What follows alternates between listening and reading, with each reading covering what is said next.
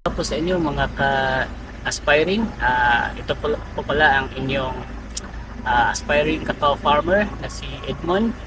So andito po ako ngayon sa bayan ng Isabel, Leyte, at mamaya pupunta po tayo doon sa Ormoc at bibisitahin po natin yung baliit natin na kakawan. So mamaya lalagay tayo ng fertilizer. So samahan niyo po ako at sana may matutunan kayo sa video na ito at paki-like, share, and subscribe na lang po sa ating dito po mga ka-aspiring. Yung katabi po natin lote, tinamnan po nila ng mga tubo. So nasa harvest season na po sila. So kung napapansin nyo, medyo wala nang mga tanim, pero doon sa unahan mga aspiring, so para mga bata pa ata yung mga tanim nila, so parang hindi pa siya pwede i-harvest.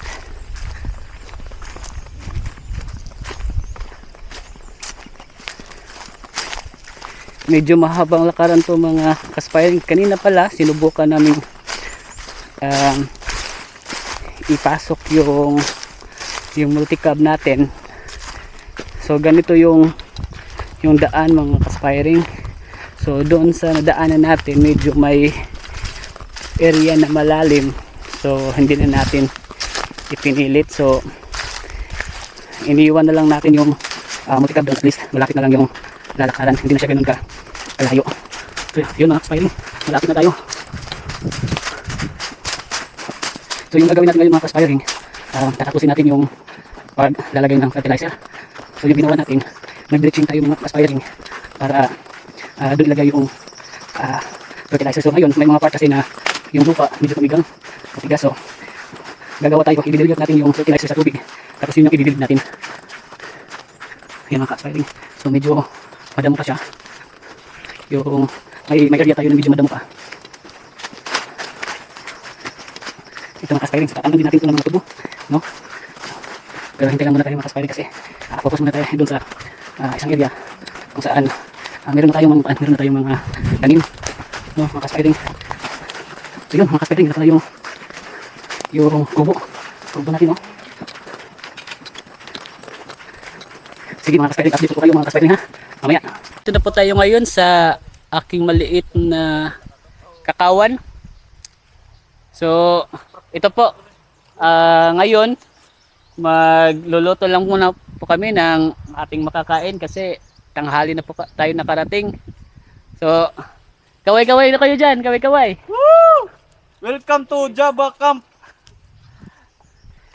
So mamaya po mga ka-aspiring, maglalagay tayo ng fertilizer sa ating makakaw.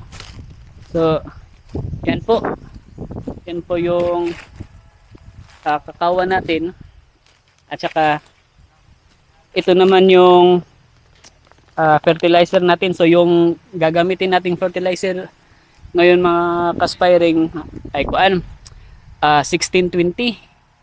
So 16 yung nitrogen at saka 20 yung phosphorus, kasi yung tanim natin mga aspiring medyo di pa siya ganun kalaki.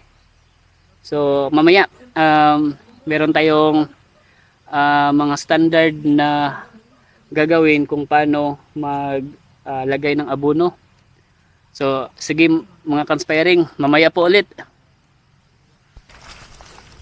So magandang hapon ulit mga ka-aspiring. So ito na yung gagawin natin, lalagyan na natin ng abono yung ating kakao.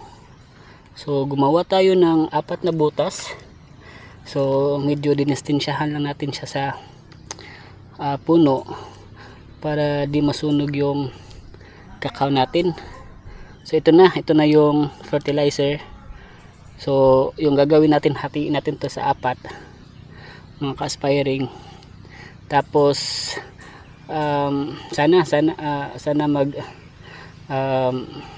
kumanda yung lupa natin at gumanda din yung tubo ng ating kakao. So tayo na mga ka-aspiring, lagyan natin siya.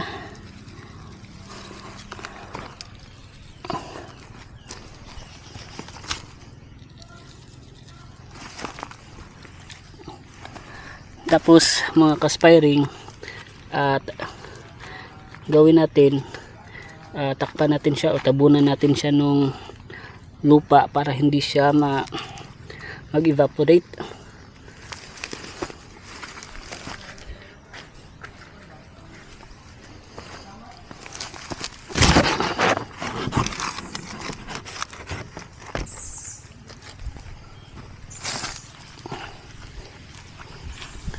So yun mga ka-aspiring, ganun lang yung gawin natin. So sa ngayon meron tayong mga 300 na mga kakao.